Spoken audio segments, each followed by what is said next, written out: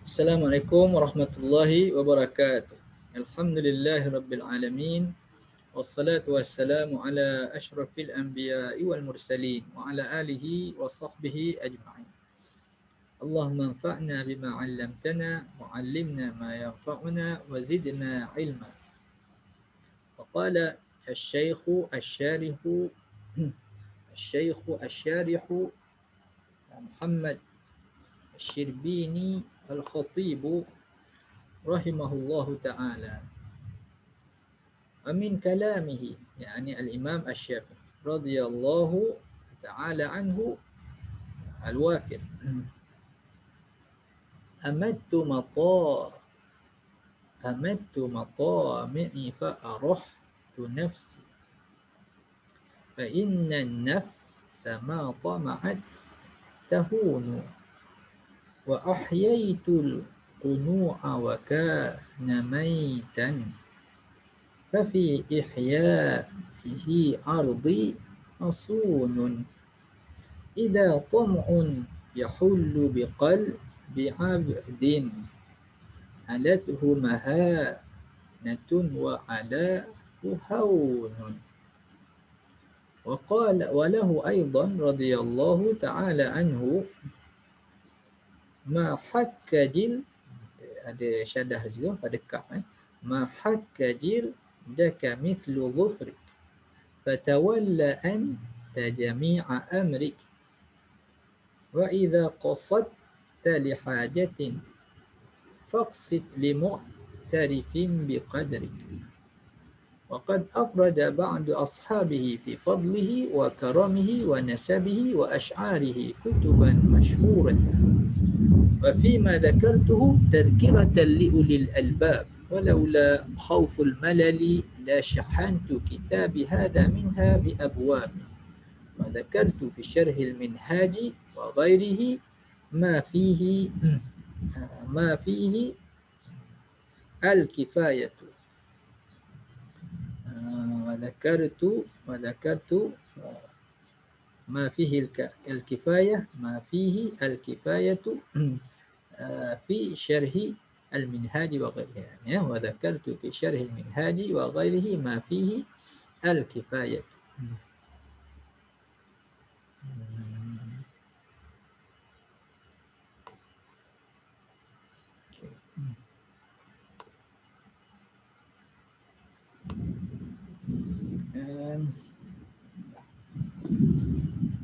Jadi di kalangan daripada syair ni banyak Imam Syafi'i ni adalah merupakan seorang ahli bahasa. Jadi sebelum daripada dia itu menumpukan dalam bidang fiqh ini, dia lebih pada ahli bahasa. Sehingga Imam Al-Asmu'i menyatakan aku membetulkan bacaan syair aku daripada kabilah Huzail daripada Imam Asy-Syafi'i untuk memahami Al-Quran dan hadis di dalam bahasa Arab. Jadi Imam Syafi'i adalah pakar dalam bahasa Arab, hujah dalam bahasa Arab. Dia merupakan hujah dalam bahasa Arab. Dia belajar dengan dia orang Arab, apa keturunan Bani Hashim, keturunan Quraisy. Daripada itu dia duduk bersama dengan orang Badui. Kerana itu dia banyak menghafal syair-syair. Ini bahasa yang digunakan adalah bahasa yang indah-indah. Imam Asy-Syafi'i radhiyallahu anhu. Jadi ada beberapa riwayat lah kenapa dia akhirnya bertukar bidang ke bidang fiqh. Antaranya menyatakan dia terdengar suara, kenapa engkau tidak belajar fiqh? Dia banyak menghafal syair. Antaranya yang menyatakan untuk guru dia iaitu mufti Mekah Muslim bin Khalid Az-Zinji ataupun Az-Zanji itu bila tengok dia hafal syair itu banyak sangat, menunjukkan dia seorang yang bijak. Kenapa engkau gunakan kemahiran engkau yang tinggi ini setakat bidang bahasa saja? Gunakanlah dia untuk bidang bahasa yang menyumbang pada bidang agama. Maka dia masuk di dalam bidang fiqh. Itulah Allah Ta'ala memberikan, itu dipanggil ilham. Itu diberikan ilham kepada Imam Asy-Syafi'i dan kepada ulama-ulama lainnya sehingga mengajak Imam Asy-Syafi'i menumpukan kepada bidang fiqh. Dan Imam Syafi'i juga adalah seorang yang hebat di dalam memanah. Dia memanah. Dia katakan macam Robin Hood lah. Macam Robin Hood. Maknanya kalau orang boleh panah 10 tepat kena apa nama ni, dekat dia punya tempat target tu, 9 kena lah. Kata Imam Syafi'i kalau 10 target dia, 10 kali apa panah, 9 akan kena target. Maknanya pandainya dalam memanah, rekreasi dan sukan, pandainya Imam Syafi'i. Tapi kata anak-anak murid dia dan kawan-kawan dia kata engkau di dalam fiqh adalah lebih hebat lagi daripada memanah itu. Maknanya 10-10 tu kena semua sekali. Kalau Robin Hood tu dia dia kena apa nama ni, panah-panah yang dah ada tu pun dah tembus lagi. Itu contoh lah, itu dalam cerita lah ya, dalam cerita. Nak ceritakan betapa tepatnya, tepat dia, kemahiran memanah dia sangat tinggi. Dan kemahiran bahasa dia pun diakui tinggi. Kemahiran fiqh tu tak usah cerita lah ya. Itu memang dia adalah imam Sultanul A'immah disebut oleh Syekh Al-Syibini sebelum ini. Dalam bahagian syair, dia luar biasa orang ni. Luar biasa. Baiklah, kita tengok apa yang dia kata di sini. Dia sudah apa nama ni, dalam kitab ni sudah pun dikhidmatkan. Maka syair ini dibaca dengan Bahru Al-Wafir. Bahru Al-Wafir. Bahru Al-Wafir. Mafa'ilun, mafa'ilun, mafa'ilun. Mafa'ilun, mafa'ilun, mafa'ilun. Tapi tak ada yang, biasanya tak ada yang sempurna penuh begitulah. Biasanya akan ada sedikit zihar. Biasanya macam yang ini mafa'ilun, mafa'ilun, fa'ulun ataupun mafa'il. Dia tukar senang jadi fa'ulun. Jadi kita baca amattu matami'i fa'arahtu nafsi fa inna an-nafsa ma tama'at tahunu. Aku mematikan. Amatu daripada mata mati. Amata maknanya mematikan. Amata wa ahya. Amata maknanya mematikan. Jadi campur dengan anna tu jadi amatu. Amatu matami. Aku matami ni matmaun. Jadi tempat ketamakan kata. Ketamakan. Jadi ketamakan jamak ni ketamakan ku matma ni matami. Aku mematikan segala ketamakanku, ketamakanku ataupun kehalabaanku untuk apa nama ni, dunia ni lah. Fa arahtu nafsi, maka aku pun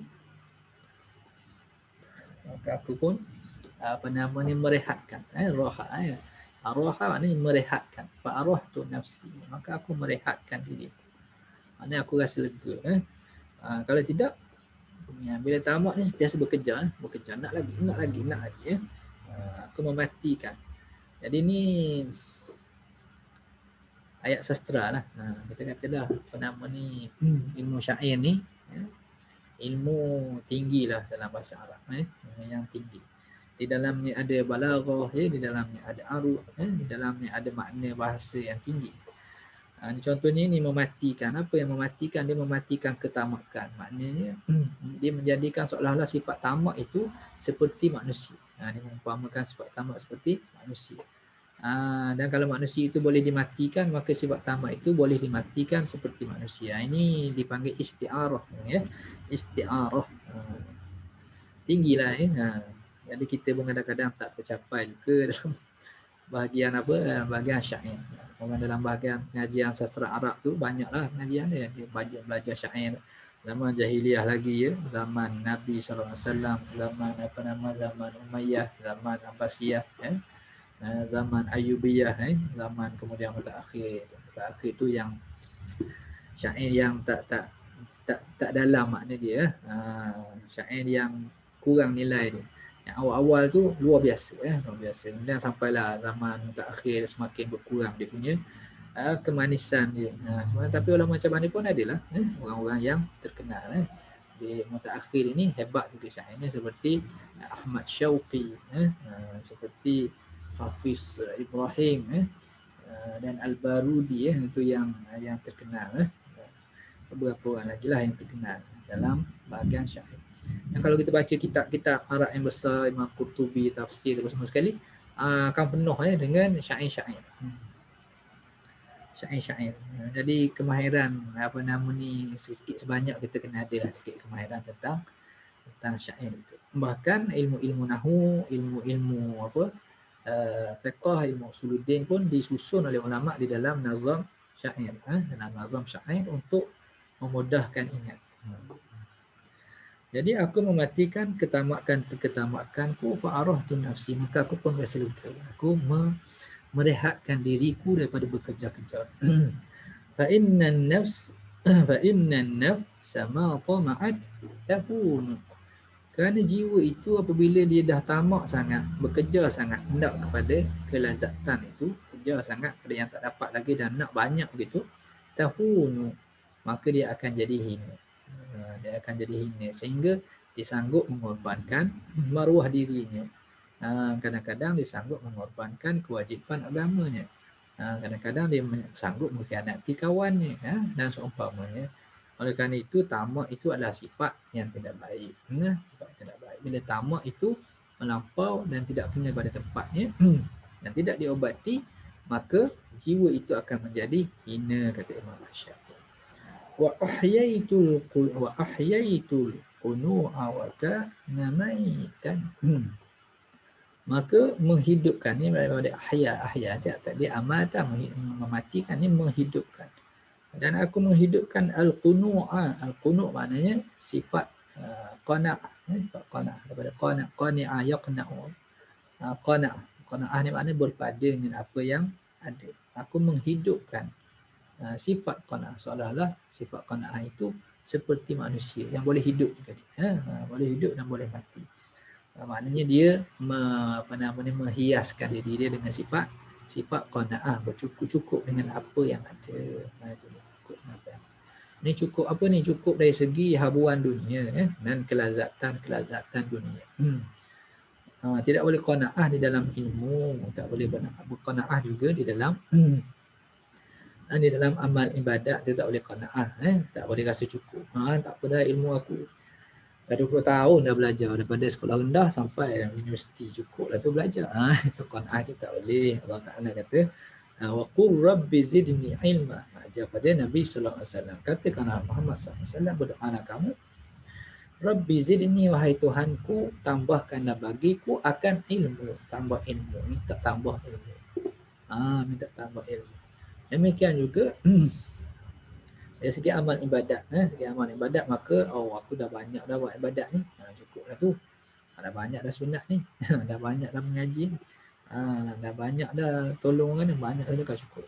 Jadi rasa berpada dengan apa yang ada itu kepada habuan-habuan keduniaan itu. Ada pun urusan akhirat, nak dapat harta dengan tujuan nak sedekah bersama sekali untuk macam ustaz Ebit Liu, dan banyak lagi yang itu, maka itu tidak dipanggil tamak yang begitu. Itu tidak dipanggil tamak, itu tamak yang ibadat, tamak yang dianjur oleh agama lah. Tapi merasa cukup, maknanya dengan pemberian Tuhan tu tidaklah tak puas hati orang. Kenapa dia kaya pada aku, kenapa kereta dia lagi besar, kenapa dia ni anak ramai lagi, kenapa banyak sangat. Kemudian kita pun nak kejar kawan tu, nak kejar sangat. Kalau kejar itu kadang-kadang sampai hasad dengki. Kadang-kadang kejar tu dia dapat sikit, tak puas hati, nak banyak lagi orang tu banyak lagi nak dapat. Jadi aku menghidupkan perasaan qanaah, cukup. Apa yang ada dunia ni nanti kita akan tinggal. Kerana itu cukuplah untuk hidup ini sehat, boleh beramal ibadat, boleh menyelesaikan kewajipan, boleh bantu orang sikit banyak, menyelesaikan tanggungjawab. Itu. Maka kalau banding orang yang lebih rendah, maka kita tengok kita dah dapat banyak kelebihan. Maka aku menghidupkan al-qunu', rasa rendah, rasa qanaah tadi. Wa kana maitan. Yang sebelum itu qanaah itu dia mati, tapi aku hidupkan dia. Itu asal. Asal dia maknanya kalau jiwa itu kita tak didik, dia asal dia ialah an-nafsul ammarahnya ialah tamak. Itu. Kalau nak makan, nak semua saya nak pergi pasar Ramadan, maknanya semua pasar Ramadan tu kita telan seorang. Itu maknanya. Tak nak kongsi-kongsi. Itu asal. Kalau kanak-kanak banyaklah sifat. Kalau mak ayah dia tak ajar supaya berkongsi, supaya berpada ambil apa yang patut. Nanti bila dia besar pun jadi macam tu. Jadi kerana itu perkara itu kena dididik. Jadi asalnya qanaah tu tak ada. Macam mana nak buat? kena belajar dia. Kena belajar dia dan hidupkan dia. Itu dihidupkan kata Imam Asy-Syafi'i radhiyallahu anhu, maka aku hidupkan al-Qur'an wa kana maitan, dan sebelum tu dia mati. Fa fi ihya'ihi ardi masunun, dan pada menghidupkannya, menghidupkan al-Qur'an tadi, sifat qanaah tadi, ardi irdi marwahku masunun, terpelihara. Jadi tidaklah merayu-rayu pada orang, tidaklah sampai mengkhianati kawan-kawan, tidaklah sampai membuat perkara yang bersalahan dengan dengan syarak dan seumpamanya. Maka terpeliharalah maruah diriku, maruah aku kalau aku bersifat qanaah. Kalau semua orang yang orang dapat aku pun nak juga, aku nak lagi, maka banyak yang dilanggar sehingga mungkin maruahku pun akan tercemar juga. Idza tam'un, kenapa terpelihara maruahku itu? Idza tam'un yahullu biqalbi 'abdin. Kerana tamak itu apabila sudah bertempat di dalam hati seseorang hamba. Perasaan tamak itu dah bertempat. Nak semua sekali, nak banyak sekali. Nak mengatasi semua orang lain. Halatuhu mahanatun wa halahu hawlun. Maka akan jadi tinggi. Alatuhu, maknanya fa'il madhilan pada ala, maka menjadi tinggi, maka meninggikan akan dia, maka akan jadi tinggi, meninggikan akan dia, mana akan mengangkat, angkat jadi tinggilah. Alatuhu mahanatun, maka akan mengangkat oleh kehinaan akan diri. Maknanya diri dia itu dia akan diangkat oleh kehinaan. Itu uslub bahasa Arab lah. Kalau uslub bahasa Melayu dia akan menyebabkan jadi maka dia akan terangkat dalam keadaan kehinaan. Dalam bahasa Arab ni dia kata sini alatuhu mahanatun, mahanatun jadi fa'il. Maka akan ditinggikan oleh orang tadi, orang yang tamak tadi oleh kehinaan. Wa alahu haunun, jadi ala itu asal dia fa'il madhi dulu. Itu untuk muzakkar, haunun alat itu kerana mahanatun, fa'ilnya muannas dan akan meninggikan akannya oleh haunun, kehinaan. Mahanah dengan haunun dengan makna sama. Jadi ni kita panggil mutiara kata, mutiara kata. Aku mematikan segala ketamakan yang tidak patut itu, maka aku rasa lega. Kerana diri itu apabila terlalu tamak akan sesuatu, dia akan sampai menjadi hina. Oleh kerana itu, aku menghidupkan sifat qanaah, merasa cukup di dalam diriku yang sebelum itu tidak ada. Kemudian apabila aku dah menghidupkan sifat qanaah itu, maka aku dapati maruahku pun terpelihara. Kerana ketamakan itu apabila sudah menguasai hati seseorang hamba, maka seorang hamba itu nanti akan diangkat oleh kehinaan, akan dikenali, akan dikuasai oleh kehinaan, dan orang panggil kerendahan. Itu lebih kurang itu lebih kurang makna pada syair ni. Lahu aidan, dan juga bagi Imam Asy-Syafi'i itu ini satu syair lagi. Ma hakka jildaka mithlu dhufri tawalla anta jami'a amri. Ma hakka, yakni la yahukku, tidaklah menggaru. Hakka tidaklah menggaru, garu. Tidaklah menggaru akan kulit engkau. Ma hakka jildaka mithlu dhufrika, tidaklah menggaru oleh kulit engkau itu sama seperti kuku engkau sendiri. Kita gatal sini, kita pun garu. Bila kita garu, kita rasa ni, kita sekejap rasa lega. Okey. Katakanlah kita sakit tangan, tak boleh rasa gatal, kita suruh orang tolong garu, jadi macam mana? Sikit lagi, tepi ni, tepi atas, bawah. Sini kuat sikit. Susah. Nampak? Tak puas hati. Kalau suruh orang lain, tak puas hati. Tapi kalau gatal, Yang sedapnya garu sendiri. Tu memang sedap. Sampai luka pun sedap juga. Itu kerana apa nama ni? Sedapnya garu sendiri, puas hati lah. Jadi kata Imam Syafi'i, mahakka jildaka mislu dhufrika. Tidaklah menggaru apa nama ni akan kulit engkau itu seperti kuku engkau sendiri. Yang itulah yang bijak sekali, yang hebat sekali, yang rasa suka sekali, terbaik sekali, ialah kita garu gatal kita sendiri, tak suruh orang. Fatawalla anta jami'a amrik. Ini wazan apa nama ni, al-kamil. Al-kamil apa dia? Kamil mutafa'ilun. Mutafa'ilun. Tapi ni majzuk, dari 6 tadi jadi tinggal 4 lah. Jadi mutafa'ilun. Tapi yang belakang ni ada zihaf lah. Ada zihaf. Jadi mutafa'ilatun. Jadi bunyi ni panjang sikit. Jadi mahakka mutafa'ilun.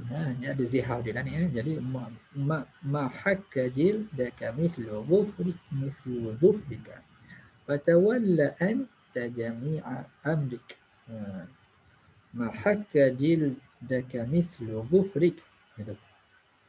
Fa'il mutafa'ilatun. Mutafa'ilatun. Fatawalla anta jami'a amrik. Maka tawalla ni maknanya buat sendirilah maknanya. Tawalla, ambil apa nama ni, ambil perjalanan sendirilah. Fatawalla. Ada ke tawalla ni berpaling? Ni tawalla ni, wala ni dia banyak makna. Tengok pada ayat lah. Kalau sini fatawalla ni makna fa'il, tawalla tu fa'il apa tu? Ni fa'il amar. Ini fa'il amar. Fa'il madhi dia tawalla, dia huruf ya. Kemudian fa'il ya tawalla, fa'il mudhari'. Kemudian bila fa'il amar, maka dibuang huruf mudhari' itu. Kemudian oleh kerana dia al-fa'lu apa nama ni? Al-muqtalul akhir, maka dia majzum. Maka dia itu fa'il amar ni dia apa, mabni tapi mabni di atas tanda fa'il mudhari' yang majzum. Jadi dibuang huruf illah, tak ada di situ, tak ada huruf ya. Jadi fatawalla, jadi tinggal tawalla itu anta, tawalla anta. Jadi anta tu jadi di sini dia akan jadi taukid lah, kerana fa'il dia adalah untuk anta, fa'il dia adalah dhamir mustatirun wujuban taqdiruhu anta. Jadi anta tak payah sebut pun dah ada fa'il dalam tawalla. Tapi sebut anta tu, sebut sekali lagi, itu dipanggil taukid saja, bukan anta tu jadi fa'il. Fatawalla anta, maka engkau urus sendirilah, oleh engkau jami'a amri, keseluruhan kerja buat engkau. Jadi kalau kita urusan besar-besar, urusan penting, kita serah pada orang banyak sangat, ada yang kita tak puas hati. Senangnya kita buat sendirilah. Senang buat sendiri. Kalau buat sendiri lebih puas hati. Tapi itulah masalah pengurusan lah tu. Kerana kita tak sempat. Kalau kita tak ada kerja lain, bolehlah. Kalau kerja tu banyak, kita terpaksa jugalah, maknanya suruh orang lain. Dan bila kita suruh orang lain adalah benda yang tak kena, yang sikit-sikit. Maka kita pandailah pilih orang yang kita supaya apa nama ni, kuranglah dia punya kecacatan, kekurangan tu. Tapi kita tak bolehlah nak mengharapkan dia akan memenuhi segala. Tak boleh. Kalau kita buat sendiri boleh. Kalau kita rasa urusan terpenting sangat, maka yang afdalnya kata Imam Syafi'i, engkau buat sendirilah. Engkau buat sendiri. Engkau suruh orang, nanti engkau pula yang tak puas hati. Seperti engkau gatal je, engkau suruh kawan kau garu, engkau juga yang tak puas hati. Senangnya kerja engkau garu sendirilah. Cantik lah dia punya apa nama ni, dia punya takhayul, dia punya orang panggil khayalan, dia nak ceritakan nasihat pada kita ni. Nasihat pada kita cantik, engkau garu sendirilah. Wa idza qasadta li haja, wa idza qasadta li hajati, apabila engkau menuju untuk menunaikan suatu hajat, kau ada satu hajat yang memerlukan pertolongan orang lain, memerlukan pertolongan orang lain, kau ada hajat, kau perlukan pertolongan orang lain, perlu orang lain nasihat, perlu orang lain tunjuk jalan, perlu orang lain beri modal permulaan, perlu orang lain banyaklah. Perlu orang lain mengajar kita, perlu banyaklah kita banyak keperluan lah. Ada bila ada begitu, hajatin faqsid limuqtarifin biqadri, maka engkau tujulah pada orang yang muqtarifin, orang yang memperakui akan orang panggil kedudukan kau, orang yang kenal kedudukan kau. Kalau kita pergi pada orang yang tak kenal kita, dia tak tahu kita ni mengajar di sekolah agama contohnya, dia tak tahu kita ni orang daripada badan kebajikan, dia tak tahu kita ni berusaha membantu anak-anak yatim, janda-janda dan seumpamanya, ibu-ibu tunggal. Jadi tak tahu. Jadi kalau dia tak tahu, dia mungkin akan pandang enteng lah pada kita. Jadi kita pun nanti kita buat terasa hati. Jadi senangnya kita cari orang yang kenal kita, yang mengakui bakat kita. Maka jalan itu lebih memudahkan untuk dia menolong kita. Jadi ini berdasar pada pengalaman dia. Berdasar pada pengalaman Al-Imam Asy-Syafi'i itu nasihat. Itu sebahagian daripada kata-kata hikmah daripada Imam Asy-Syafi'i. Banyak lagi kata-kata hikmah yang lain. Dan banyak lagi syair-syair yang lain. Bahkan sebagian ulama itu membuat mengumpulkan syair-syair dia Diwan Asy-Syafi'i. Diwan ni maknanya kita panggil macam koleksi apa? Ni panggil syair lah. Kalau sajak contohnya, kompilasi sajak-sajak kalau kita bahasa Melayu. Ini kompilasi syair-syair Imam Asy-Syafi'i. Jadi bila kita baca tu menarik ini punya nasihat dia. Kadang-kadang bila direnungkan, betul apa yang dia kata tu, tak terfikir gitu. Indahnya cara dia bagi nasihat dengan bahasa yang cantik seperti itu. وقد أفرد بعض أصحابه في فضله وكرمه ونسبه وأشعاره كتبا مشهورة. Dan afrada telah pun memufradkan. Afrada maknanya apa? Single lah. Single out kita kata. Qad awrada ba'du ashabihi. Sudah pun maknanya buat tumpuan lah, kita kata fokus lah. Telah pun memfokuskan oleh sebahagian daripada ashabihi, daripada kawan-kawan dia, sahabat-sahabat. Ini pengikut-pengikut dia lah. Pengikut Imam Asy-Syafi'i yang terdiri daripada imam-imam juga, daripada ulama-ulama besar juga. Dipanggil kawan itu kerana kawan dalam sama-sama menguatkan tujuan yang tertentu. Ini menguatkan mazhab Imam Asy-Syafi'i. Jadi walaupun duduk tidaklah berkawan begini, tetapi walaupun kita ni duduk zaman akhir dah ni, tapi ashab ni bukan kawan biasa ni, ulama dia, ulama Syafi'i, ulama mazhab Syafi'i. Kalau jadi kawan gitu, maknanya kita pun berkawan dengan Imam Syafi'i dalam bahagian mengembangkan mazhab dia, membaca kitab dia, macam kitab mazhab Syafi'i, menceritakan tentang Imam Asy-Syafi'i, menceritakan tentang ijtihad dia, menegangkan wajah al-istidlal, mazhab yang kuat, seolah-olah kita pun sahabat di dalam menguatkan mazhab Asy-Syafi'i. Tapi maksud ashab ni ialah asalnya makna sahabat begitulah, maknanya ulama-ulama mazhab Syafi'i sepanjang zaman. Syafi'i ashabi yang telah pun mengkhususkan atau memfokuskan sebahagian pada sahabatnya di dalam di dalam menulis fi fadlihi, tentang kelebihan Imam Syafi'i. Dia menghafal kitab Muwatta dalam masa 9 hari. Dia hafal Quran ketika umur 9 tahun. Itu kelebihan. Dia boleh baca kitab Muwatta di hadapan Imam Malik dengan betul. Zaman tu tak ada cetakan, kena tulis semua sekali. Yang dibaca itu tepat. Yang sangat hebatlah, maknanya kelebihan. Dan orang yang sangat jujur, orang dengan ibunya, orang yang sangat anak yang sangat taat, dan banyak lagi lah kelebihan itu, kelebihan Imam Asy-Syafi'i. Wa karamihi.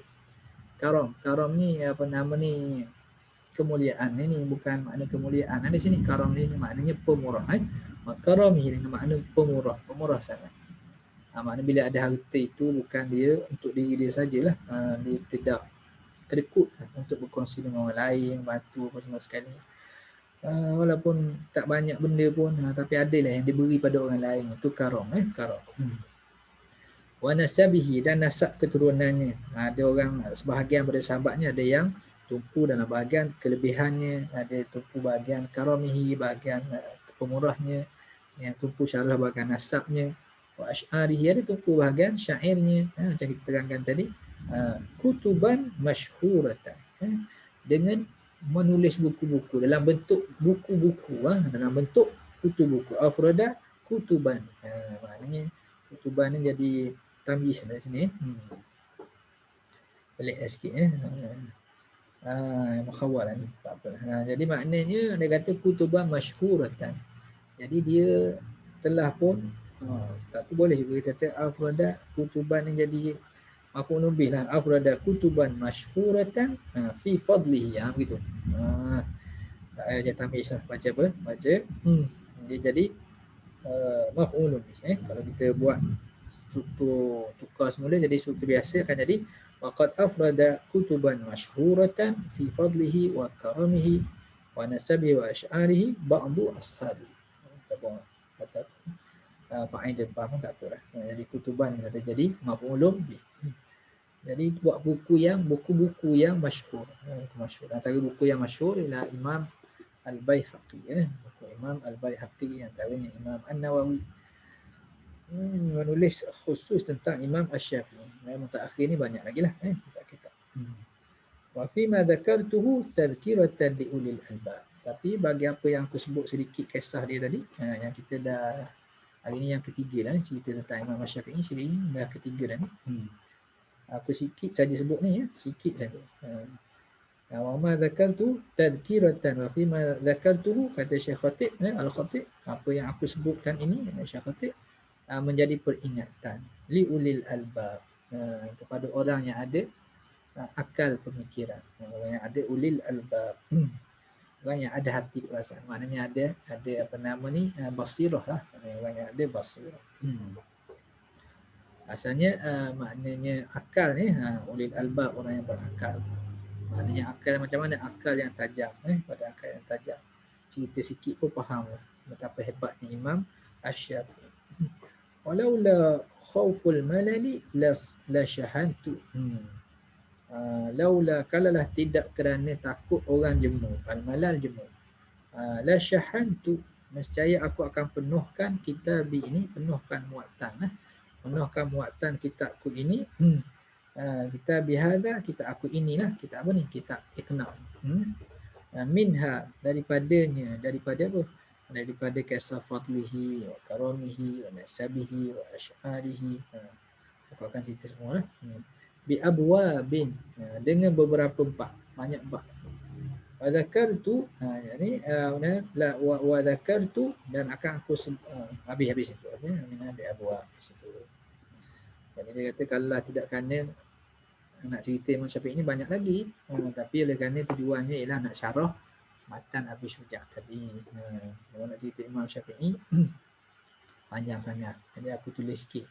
Kebetulan dah Imam Syekh Abi Syuja' sebut sikit nama Imam Syafi'i, aku sebutlah cerita dia sikit. Jadi aku sebut tu padan lah, memadai lah bagi orang yang bijak tadi, dia nampaklah kelebihan Imam Asy-Syafi'i. Wa dzakartu fi syarhil minhaj wa ghairihi ma fihi al-kifayatu. Dan telah menyebut oleh aku, kata Syekh Khatib, dalam kitab Syarah Minhaj, Minhaj, kitab apa? Mughni al-Muhtaj lah, wa ghairihi, dan kitab-kitab yang lain, ma fihi al-kifayatu. Aku sebut apa? Ma fihi, perkara yang padanya cukup lah, suatu kecukupan, maknanya memadai lah. Jadi kau tak ada kitab apa nama ni, Mughni al-Muhtaj, kita baca dah dulu, maknanya dia tulis Mughni al-Muhtaj dulu. Kemudian lepas tu baru dia buat kitab apa nama ni, disyarah apa nama ni, matan Abi Syuja', kitab Iqna ni kemudian. Jadi lebih kurang ni kalau kita nak panjang lagi, pergilah di sana. Di sana.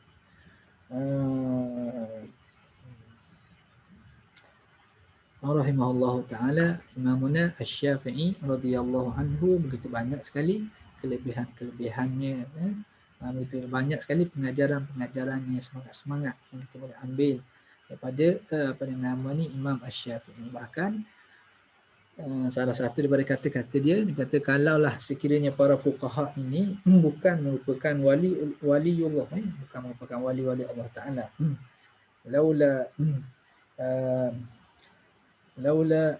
apa ni sebenarnya kata kemudian semuanya kalau lah tidaklah para fuqaha itu merupakan wali-wali Allah Taala di muka bumi ini, maka tidak akan ada wali bagi Allah Taala di bumi ini. Maknanya ahli fiqh itu adalah wali-wali Allah Taala, banyak kenal hukum halal dan haram, yang bagi tahu jalan ni, yang ni boleh, ni tak boleh. Itu adalah wali-wali Allah Taala yang menjaga bersempadan Allah Subhanahu Wa Taala. Maksudnya ialah ahli fiqh yang beramal dengan ilmunya, yang takut kepada Allah Subhanahu Wa Taala sebagaimana yang sepatutnya. Bukanlah ahli fiqh yang jahat. Ada juga itu tak termasuklah. Jadi orang yang belajar agama nak kenal hukum betul ni, mereka itu sampai sanggup meninggalkan keseronokan tidur, ya, meninggalkan mencari dunia yang banyak untuk dapat kesenangan, sanggup membaca, sanggup bersengkang mata menulis, berbincang, berdebat dan seumpamanya untuk cari manakah yang dikehendaki oleh hukum Allah Taala. Tentulah orang yang seperti itu merupakan wali-wali Allah Subhanahu Wa Taala. Mudah-mudahan kita pun mendapat keberkatan daripada kisah Imam Asy-Syafi'i, dapat keberkatan daripada Imam Asy-Syafi'i, Asy-Syaikh Khatib dan juga Syekh Abi Syuja yang kita belajar kitab mereka. Jadi sekali saja untuk pada hari ini, Allahumma anfa'na bil ilmi wa zayyinna bil hilmi wa jammilna bil afiyah wa akrimna bit taqwa wa sallallahu ala sayyidina Muhammadin wa ala alihi wa sahbihi wa baraka wa sallam. Assalamualaikum warahmatullahi wabarakatuh.